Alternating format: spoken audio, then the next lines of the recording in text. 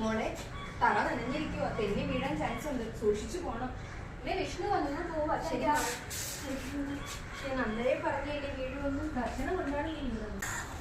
രാവിലെ എന്തുകൊണ്ടായിരിക്കും ഞാൻ വീണത്? നനഞ്ഞുകൊണ്ടായിരിക്കുമോ? അവിടെ കർഷണം കുറവായതുകൊണ്ടാണ്. എന്താ ഈ കർഷണം? രണ്ട് ഉപരിതലങ്ങൾ തമ്മിലുള്ള ചലനത്തെ എതിർക്കുന്ന ബലമാണ് കർഷണം. നനഞ്ഞ പ്രതലത്തിൽ കർഷണം കുറവാണ്, ഉണങ്ങിയ പ്രതലത്തിലാണ് കർഷണം കൂടുതലായിട്ടുള്ളത്.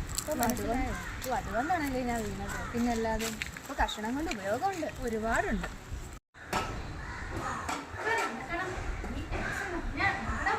മുത്തശ്ശിയുടെ വീട്ടിലുണ്ടോ?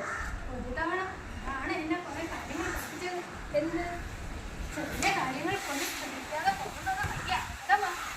മുത്തശ്ശിയല്ലേ പോകുന്നത്? ആ മുത്തശ്ശി എവിടെ കൊണ്ടുവരുന്നു? മരുന്ന് വാങ്ങിക്കാൻ. നീ മിനുസമുള്ള പ്രതലത്തിലൂടെയും പരുക്ക പ്രതലത്തിലൂടെയും നടന്നു നോക്കും. ഈ പരുക്കനായ പ്രതലത്തിൽ കൂടി നടക്കാൻ എന്തെളുപ്പം. അതെ, പരുക്കനായ പ്രതലത്തിൽ കർഷണം വളരെ കൂടുതലാണ്.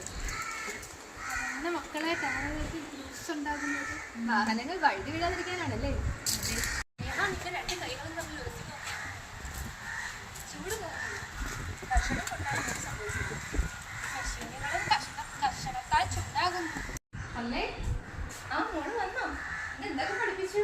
കർഷണം നമ്മെ നടക്കാൻ സഹായിക്കും, ചൂടുണ്ടാക്കും. ഇത്ര പഠിപ്പിച്ചോളോ? ഇതിലും കൂടുതലുണ്ട്.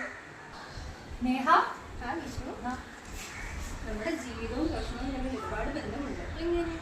എല്ലാം എളുപ്പമായ നിയന്ത്രണം പോകും. കുറച്ച് പ്രതിരോധം ഉണ്ടെങ്കിൽ ബാലൻസ് കിട്ടും.